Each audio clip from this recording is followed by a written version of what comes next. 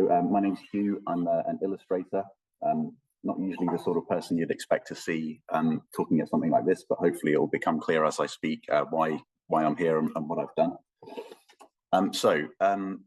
As Daryl mentioned, I've been involved in Blanchland for some time, and the brief I was given when I started to work here was to try and create a first of all a brand for the school, so a visual identity that could be used to talk to the outside world, as it were, to present the school in a positive way. This is one of the things we think about very obviously when we think about a brand, but also the brand really needed to communicate internally to inside the school and give the students here and the teachers as well and the staff a sense of what we're doing and what the purpose of it is, what things are important, what should we be focusing on, what might it be like to do these kind of things. We came up with the idea very quickly of the hero's journey, which is an ancient form of story which can be found ubiquitously throughout the world, throughout cultures and throughout time. And the very short version of a hero's journey is that the hero, the individual, begins the story in a familiar and comfortable place. They then step outside of that familiar and comfortable place into or they receive what's called a call to adventure, which is an invitation to step outside of that comfort and into the unknown, which might be quite unpleasant. They along the way encounter various different challenges and obstacles, which eventually culminates in a decisive victory against some kind of it could be a monster or could just be a very difficult situation. And in doing this, they're transformed by this experience, and they change fundamentally as people.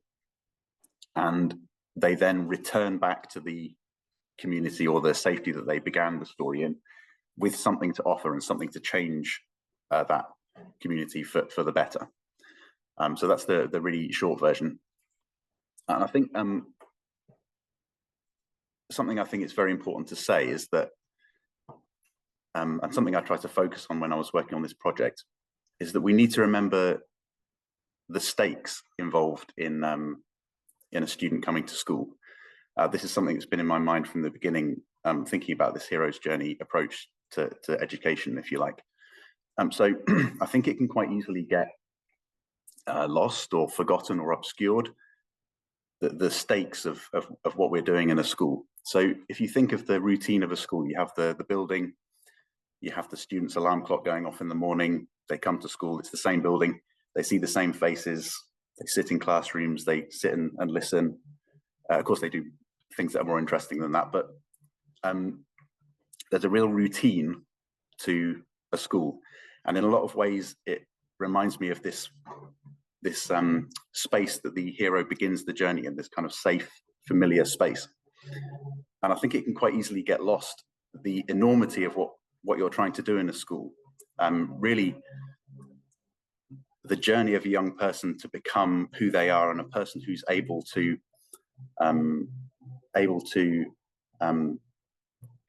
gain wisdom from knowledge and information, to go out into the world and recognize what's true and what is not true, to make good decisions. You know, this is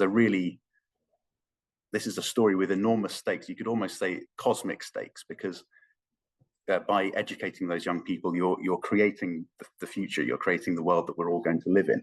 So I think the amazing intellectual work that's going on, and the work of the teachers and staff, as an illustrator coming to this situation or this project, I really wanted to create a sense of this, that this is it's an embodied process that these students are going through, and it has enormous stakes.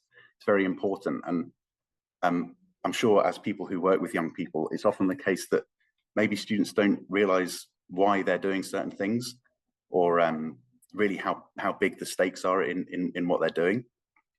And sometimes they have a sense that what they do doesn't really matter, you know. And of course, there are a lot of problems that come along with that in terms of mental health and so on.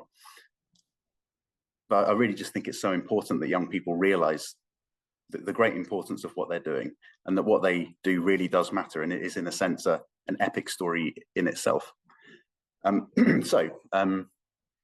Daryl talked to you very briefly through the hero's journey work that I did for Blanchland some years ago, which is still the visual identity of the school.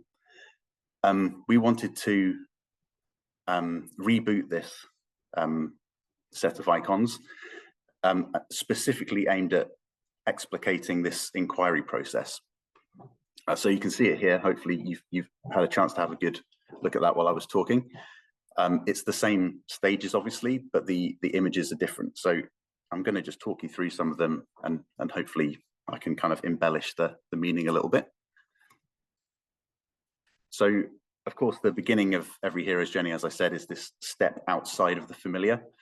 I think that you can see there's a difference between these two images. That the new one on the right-hand side focuses a little bit more on this, rather than the step away from the familiar, more of the step into the unknown, into this dark cave. And in doing that, we wanted to kind of create a sense of mystery in this, introduce this idea of asking questions. The idea of asking questions is, of course, very important to the inquiry process. So here, there's a bit of mystery involved. You know, we have an explorer on the left there. We have a dark cave with the door's been kind of rolled away. So has something come out of there? Is it inviting the hero to go in and explore? You know, these are the questions that I hope that we're asking ourselves as we look at this image. There's a bit more of a similarity between the previous version and the new version here. So a very important stage in the hero's journey, which I didn't mention before, is the encounter with the mentor. So there's an idea in the hero's journey story that the hero has to recognize that to become more than they currently are and to defeat their dragon, they need help. So that there's an element of humility and an element of recognizing that they are they need to step outside of themselves socially to affect a big change in the world. So here we can see the hero who looks a little bit like some sort of a pilgrim on the left, who is accepting from a mysterious figure an object which is intentionally a little bit ambiguous. This could be a book, or it could be a tablet, or it could be a mirror almost, or it could actually be some kind of a little doorway or a portal to something else.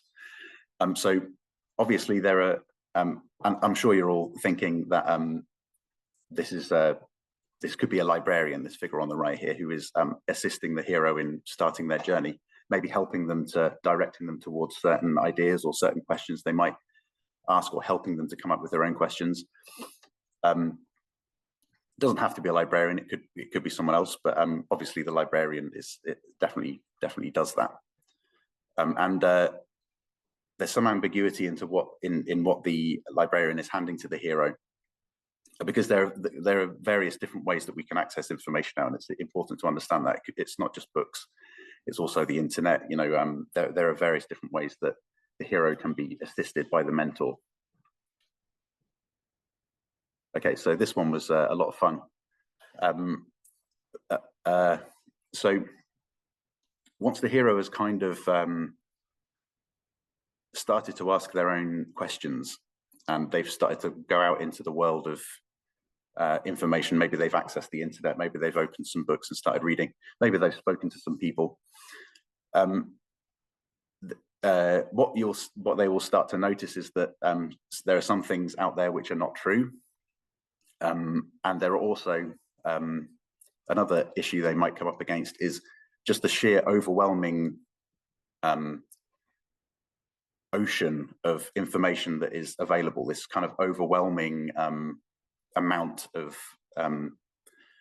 information and books and articles and everything that they can access, and how to find their way through that. So the hero here is having to deal with two monsters in this kind of virtual space. So the first one on the left there is a snake, and the snake is kind of made out of white noise. Now the snake is comes up. Anyone who knows me knows that I'm really quite obsessed with mythology and the symbols in mythology and what they kind of mean. But a snake is a very representative of this kind of chaotic situation. I think because of the way it moves, it's very different to other animals. It's quite a sly creature. And it also, importantly, it has a forked tongue. So just think, if you think very practically about that, it has a tongue, which is the organ we use to speak, that goes in two different directions. So often this is one of the reasons why in mythology and traditional stories, you'll see a snake to represent a liar or someone who isn't telling the truth. So this particular snake here has forked tongues, but it has three of them. So they're forked in two different ways. And these tongues are kind of lashing out at the hero, and the hero's having to contend with it. So these three tongues, you've probably guessed already, represent mis, dis, and malinformation. So the various different kind of lies and untruths that a student might come across when they're on their quest for truth. And then the spider on the bottom right there kind of represents this overwhelming sea of information that might be confusing in itself. So obviously there's a reference there to the web, the World Wide Web. And the hero is kind of enmeshed in this web. It's kind of sticky. It's kind of holding them back. It's stopping them from progressing in a sense, because there's just perhaps too much information to deal with. So moving on.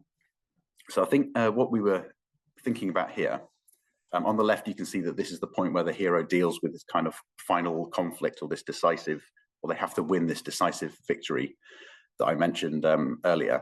So this is like the turning point of the hero's journey. This is the thing that has to happen for everything else in the story to come together. So previously we always talked about this as a battle with a dragon. So this is a really common mythological image. You can see it in things like The Hobbit. You can see it in mythology and from all over the world. But we decided we wanted to make this a little bit more specific to the contemporary world and what students might be coming up against. So it's important to remember that this story is an embodied process. So this isn't just an intellectual thing exactly. The student is transforming as a result of this inquiry and this journey that they're going on. So what we wanted to show here with the characters was that the hero here is trying to defeat kind of a false version of themselves. So that's why they're kind of mirrored, and they look quite similar, except for the figure on the right, the antagonist, is more machine-like. The hero here is really contending with what kind of falsehoods and what kind of consequences of bad information might have on themselves. And then in the background, what I was thinking when I did this was, I was kind of thinking about the stakes, the consequences of bad information, of lies. What kind of world do you end up in when people can't tell the truth, or they can't perceive the truth, or they have no relationship with the truth? Well, you know, as I think Alexander Solzhenitsyn said something like, a totalitarian state is a place where everyone's lying about everything all the time. And really, this kind of machine-like society that we, some people might think we're kind of heading towards, is a result of not embodying the truth and not reflecting the truth. Kind of a world that is kind of damaging to the environment, that is very much about being watched and observed. And that's what this background kind of represents. There's also like a little thing kind of that came from me. This kind of reminds me of Jack and the Beanstalk a little bit. So the hero is next to a ladder. He's kind of gone up into this kind of construction site sort of scenario. And the antagonist on the right, this machine man, is kind of almost being lowered down on those chains. So I think the reason that a lot of kids like Jack and the Beanstalk in particular as a story, my children really, really love it, all of them have, is that when you're a child, as you kind of move up, you kind of grow up into the world. As you kind of ascend this beanstalk, you go up and what's there? There's giants, like these big people who have a lot of power, you know, and you have to, this is something all young people have to sort of contend with at some point. So having achieved this decisive victory, we have this is one of the easiest images to make. This image came together quite quickly. It's quite a simple image. And it's one we can recognize from a lot of different films and stories, this idea of the hero kind of walking away from this explosion happening behind them, sort of silhouetted against it. So they've they've destroyed the evil thing, and now they're walking towards the camera. But here, importantly, it's inverted. So instead of a dark silhouette against fire in the background, this is a figure of light against a dark background. So this is the idea that maybe any kind of falsehoods and lies have been sort of burnt away, and now we have this very innocent, pure creature sort of emerging from that destruction. And then, so this is something I always try to mention when I talk about the hero's journey. It's very easy to think of the hero's journey as a kind of an exciting story about a guy who goes out and has a very exciting fight with a dragon. People often forget about what happens after the hero defeats the dragon and is transformed by that process. What happens after that is that the hero returns home. This is really, really important. So if you look at, for example, Lord of the Rings, I read it again recently. There's an enormous, almost like a novel-sized chunk at the end of the book after the ring is destroyed. Okay, so what's happening there? All the exciting stuff has happened. Well, no, it hasn't. The whole point of this hero's journey, if you remember from the beginning, is that the hero goes out, achieves this great victory, and then comes home and changes. Not only do they transform themselves, they find their place back in their community, and by doing that, they transform their community. So this is a really important thing to remember. So here we have a kind of superhero character, kind of a transformed character. And where is he going? Just have a look. You should be able to see on the top right, he's heading back to Earth. So he's in a sense, he's got the universe at his fingertips here. He's kind of flying through space. But what's he doing? He's bringing that coin, that thing of value back to Earth. And then, of course, we kick off the process again.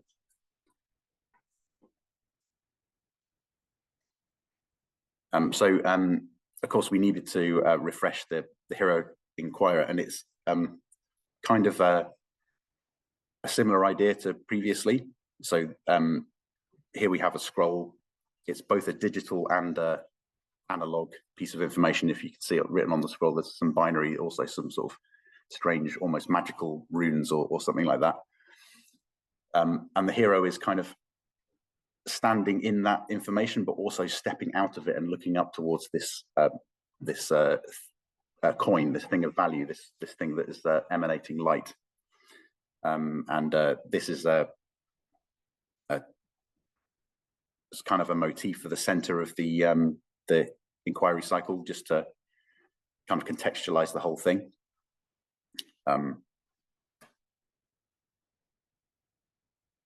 Now you can see it there in the middle, and the heroic inquirer in the center there is kind of reaching up. And an important thing to remember with this cycle is that it's a continual thing, and you might go forward and backwards between these stages. It's not a completely neat story, and he's kind of reaching up and kind of kicking the process off again by pointing his staff towards the open cave at the top there. So I think that's everything I've got to say.